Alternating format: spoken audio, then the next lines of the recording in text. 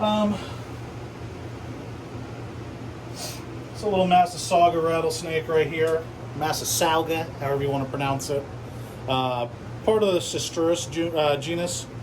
So not a regular crowless species like some of the other rattlesnakes are. So these are on the same genus as the pygmy rattlesnakes, which are small rattlesnakes. This is a smaller species. Doesn't get very big. Looks like she just decided to poop today after we changed her water and stuff. Yeah. So that's great. We'll have to clean her out. But this is a western Massasauga. I believe the easterns are under protection, so they can't be collected. I personally haven't kept an eastern. I don't know anybody with one, but from my understanding, I think they're protected. So gotcha. So on this side, we have another Samar cobra, kind of hiding in his hide. He's in shed, so we're not going to mess with him. However, we will mess with this one. This is a rarity in a lot of people's collections. This is another rattlesnake from South America, the Yucatan Peninsula to be exact. So, for a second so you can see. I'm not trying to pronounce that. So this is Crotalus zabcan, which is a Yucatan neotropical rattlesnake.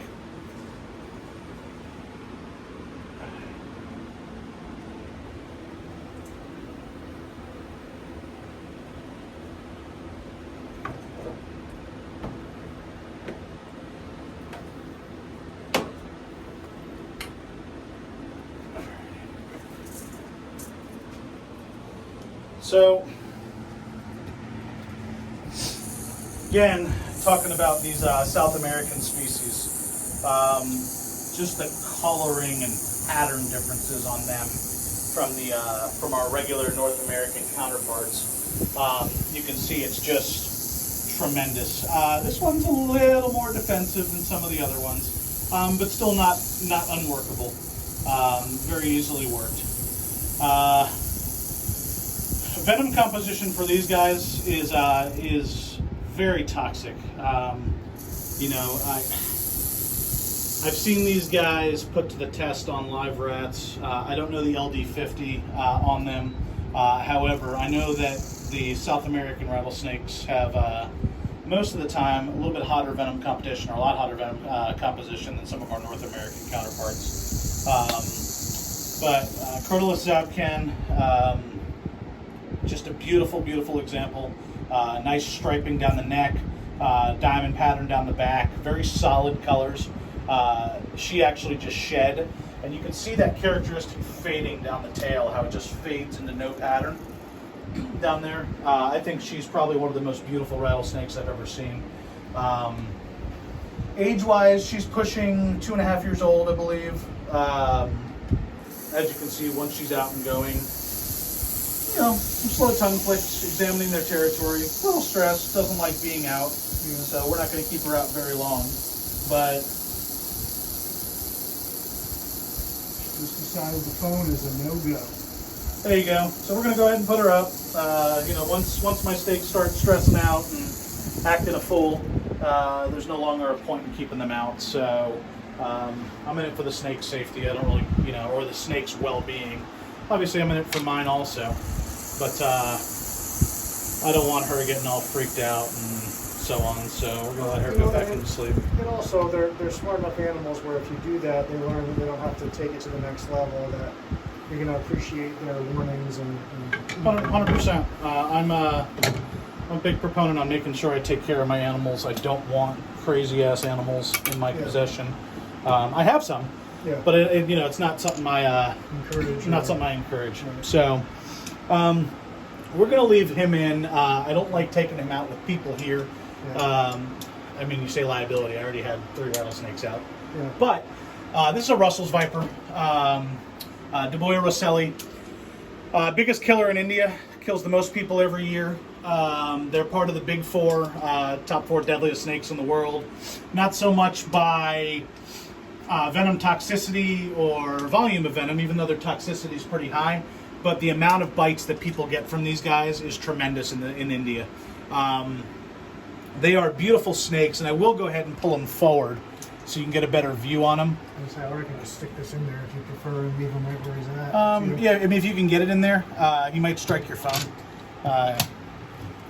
Worse things have happened, I suppose. He does that sometimes. I'll try to be as least invasive as I can do. You can go in a little further in there. Just zoom first.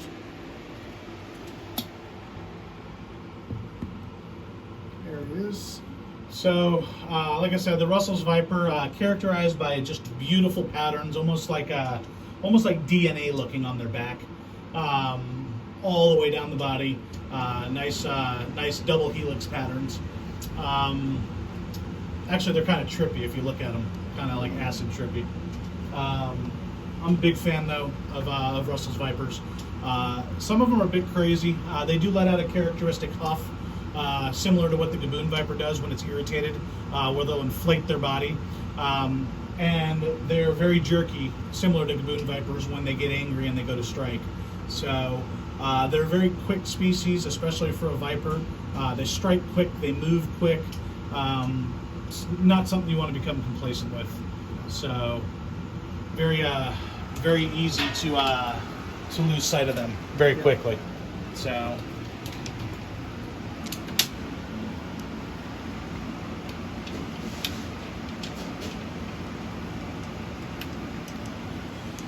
all right, guess we can pull out a squammy. Actually, you know what? I have squams that we can pull out, but it'll be less invasive, so I don't have to pull them out of their enclosure. Gotcha. So these two cages, just some bioactive enclosures I have for two of my squams, variable bush vipers. Obviously found in Africa too, all the way down into Congo and different regions down there.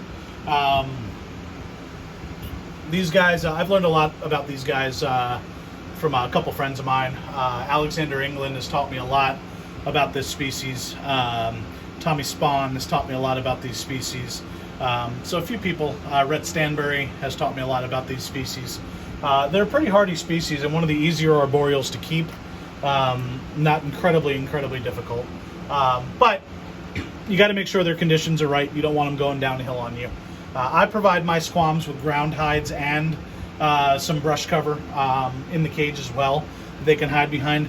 These two guys, actually a guy and a girl, actually spend most of their time hiding on the ground than in the branches in the middle, which is okay. I'm okay with it. Actually, see the one over here a little bit. Yep. It's one of my females, yellow one. You know, good shape. She had a lot of necrosis on her tail when I got her from a stuck shed. You could see her tail's kind of missing part of it. It's kind of white down there where the tissue died. That's from when she was a baby. Unfortunately, it happens and something you got to deal with. So, but these guys are both doing really well, thriving really well. So, gonna just do a quick shot on the boom slang. I don't want to bother him very much. He's pretty fresh coming in. You know, we're not gonna mess with him. He's kind of staying in there doing his thing. But another rare snake in people's collections. I'm sorry. Just a glare, but, that didn't make it any better. There we go. Another rare snake in collections. These guys, once thought to be harmless, harmless colubrids, are actually venomous as hell. They are a rear-fanged venomous species, such as your mangroves, you know, some of your other boiga species. However, their venom will put a hurting on you, unlike some of these other species. They don't have to chew on you to inject their venom. They have a very efficient venom delivery system, even though they're rear-fanged. And they have a nice size fang on them for a rear-fanged snake. Luckily, most of the time, they're a pretty docile species. They're not very, no snake's aggressive, but they're usually not very defensive. They would rather flee than confront. So we're gonna leave him alone and let him just kind of hang out of his tree there. Yeah. Go from there. So I'm gonna close this door. Okay. So we can go in our rack here. This room's escape proof, so when the door's open, it no longer becomes escape proof. And I do like to be as safe as possible, if possible. So, for those of you all that don't keep venomous snakes in racks, I'm sorry. I've got some racks that are pretty much escape proof. or are escape proof. All of my racks have retention pins in them, and then I have locks that go over them at night. So as you can see in this rack right here, none of these tubs are sliding out with the pins there. It just can't happen. So first snake we're going to go check out, real slow. So many of you know this as the fierce snake. Microlepidotus, the inland taipan, deadliest snake in the world, or one of the deadliest snakes in the world, with no reported deaths from bites, because they usually don't come into contact with people to bite them. So this is an inland taipan, young one. Very, very dangerous snake. Can pose a big threat if you get a bite.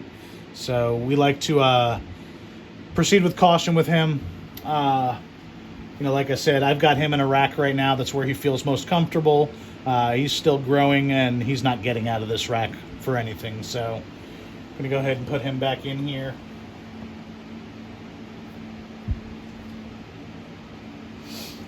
So this is my my baby quarantine rack for some of the babies that I've gotten in lately. Crotalus simus, another Central American rattlesnake. Look at the colors on these guys. Just tremendous coloring. I've grown to love these South and Central American rattlesnakes so much better than the North American ones. I mean, I just think their colors and their patterns are simply stunning. You just kind of get lost in them looking at them. But this Simus complex with a lot of these other rattlesnakes just produces these stunning patterns, and they change per locality, like the Zapcan. Similar pattern with the striping down the neck and then the diamonds down the back, but just totally different color for a snake, this one. So I've got a male-female pair. That's the female, I believe. Next one's going to be the male. So there's the male. Yep, very alert guy right there. So duplicate snakes. Think the female's a little bit prettier, but whatever. So in my other room, I have a female Crotalus atrox, hypermelanistic. So I'm not very much into a lot of the American stuff anymore, but if I'm going to keep an atrox, it's got to be something special. So this is a hypermelanistic. As you can see, pretty dark rattlesnake. I have a female girlfriend for him that's a little bit older. This came from Sarah, my good friend down in Texas, along with the female I got. So if I ever decide to produce these guys, I just wanted something I could produce that looked good. And I'm a freaking, I love dark snakes. Yeah, so that's really pretty. So his face, as he grows, is going to get darker. His face is going to get darker. The female's a lot darker, but like I said, she's in my normal room. So will they kind of go like my Sumatrans, where you'll see less pattern as they get older? Yeah, I mean, so it depends with the genetics on these things. So Sarah has Sarah's told me a lot about the hypermelanistic and their traits. And sometimes what happens with them is they produce something called a blackout, where the snake's like black. Very, very little patterning. The problem is they're not reproducible normally. Okay. So you have to have two hypermelanistics to produce a blackout, but blackouts aren't guaranteed. So obviously a blackout is what it means. I mean, the snake's pretty much black, and I've seen some killer examples of black rattlesnakes. But I'm a glutton for black rattlesnakes. I love dark snakes. Yeah. So all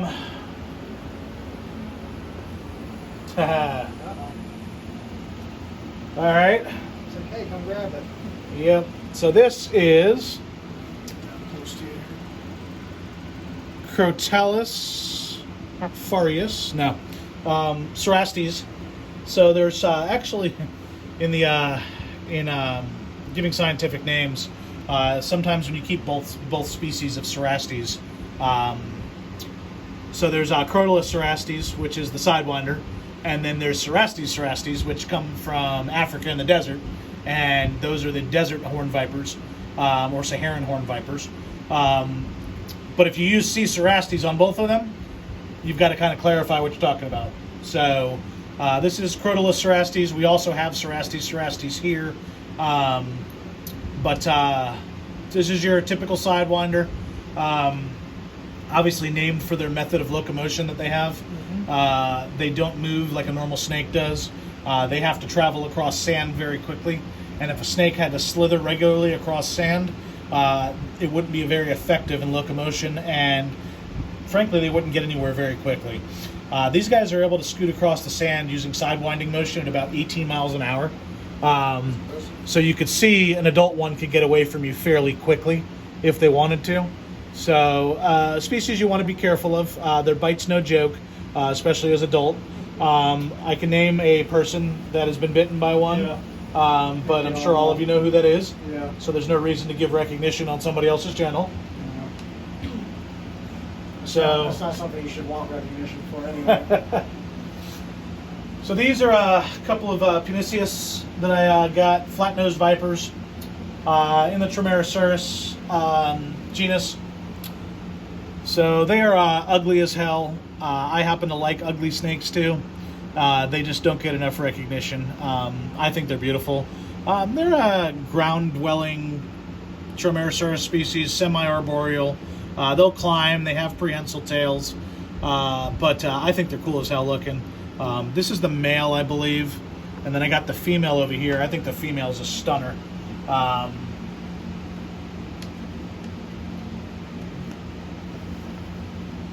So that's my female.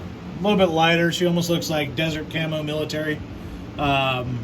Excellent feeding response. Excellent snake. Very easy to keep. Got to keep them fairly humid. So that's why they're on cypress mulch as opposed to the other ones on paper towel. I like to keep them around 70-75% humidity. Good temps in here. So moving right along.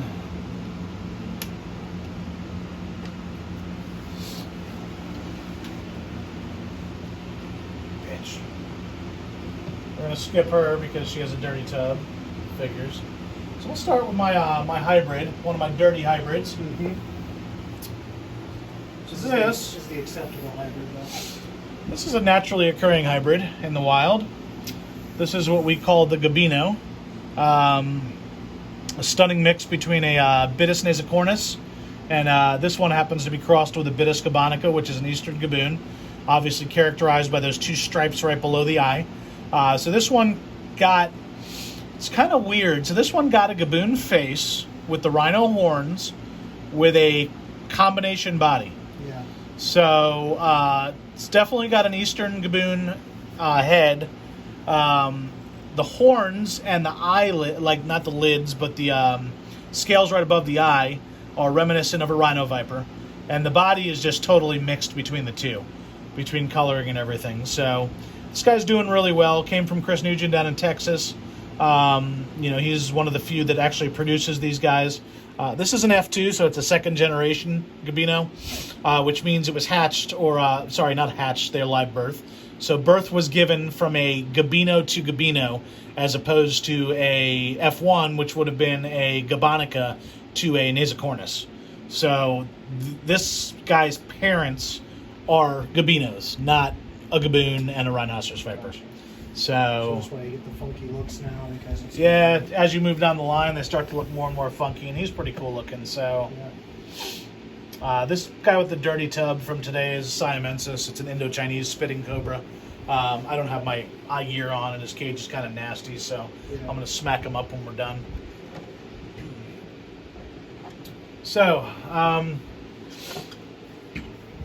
it's Protobothrops elegans, elegant pit viper. Very, very, very toxic species. Very big fangs when they grow up.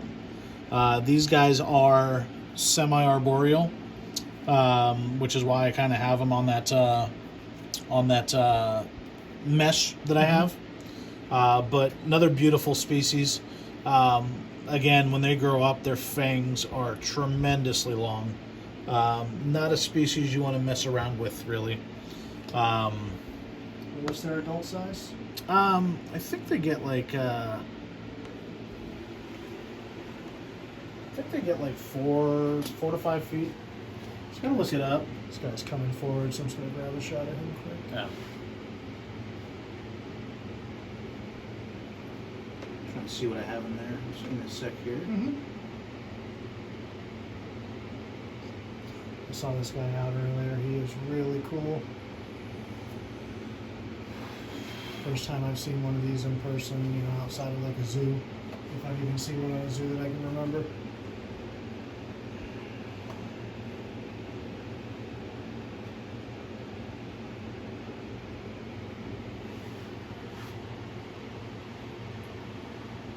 Big problem with these damn arboreals is they climb up the hook so fast.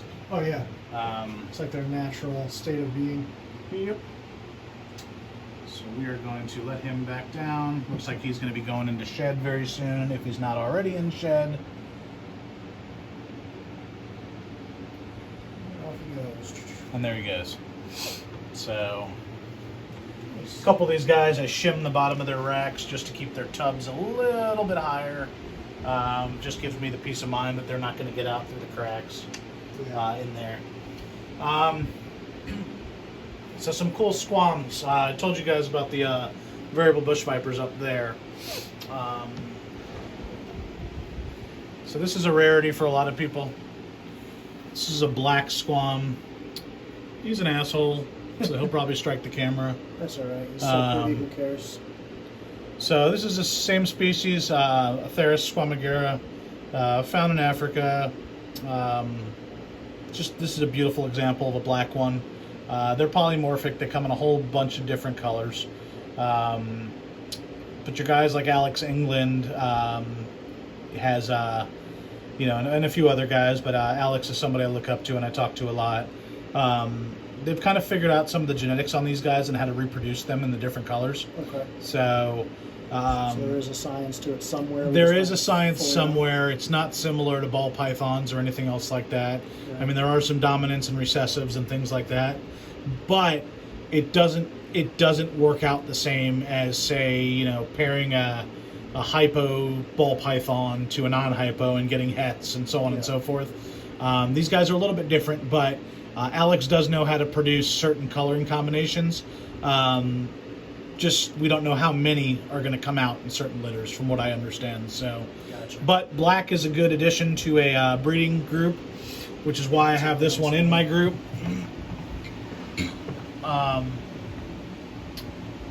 Speaking of black, not only did I get him, but I got him a future girlfriend who's also black. Absolutely. So she's got some growing to do. But she's a funky black. She's got some green mixed in and so on.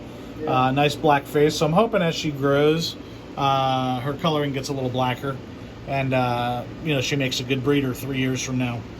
So just setting myself up right for some of the future plans I have with some of these snakes. This is a male that I just picked up, who's ultra funky also. Yeah. So, we can call him banded, I guess, as a pattern. You can see his coloring and his banding is just really cool looking. Sure, wild. So we're going to hold on to him for the future. He's just got so many cool looking bands and colors on him. We don't want to, I'm not going to let him go. Yeah. I'm going to end up keeping him as part of our group. Nice. So last snake I'll show you guys, because we're going on a while here. Yeah. I'm sure Dan doesn't need a 4-hour YouTube video. People only last about 6 minutes on YouTube anyway. Yeah, so they'll have to scroll through. So this is Trimerosaurus insularis. One of the few snakes that you'll find in the world that is blue. So this one is going into shed right now. Yeah. So her coloring is a little dull. Yeah, she looks a little more green. But once she sheds and starts to grow, these guys get bluer. She's got red eyes on her, so she's one of the more desirable looking ones. Was it Chris Sweet or whatever? Didn't he have like a pair of those? Oh yeah, there's lots of guys that have these. This is a very popular snake in the arboreal sector. I'm a big fan of them. I think they're amazing looking. I've only got one right now. Hopefully in the future I'll get a pair or 2 pairs. Yeah. So just so I don't have to disinfect, I won't go in the other room and start pulling snakes in there, but I have a whole bunch more in the other room.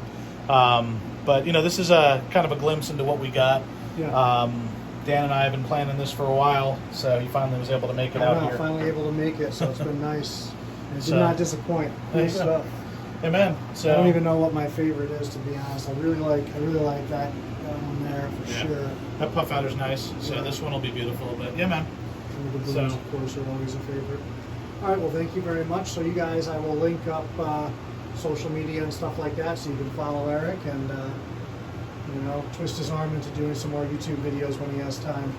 Don't push him too hard. Thanks, guys. We'll see you.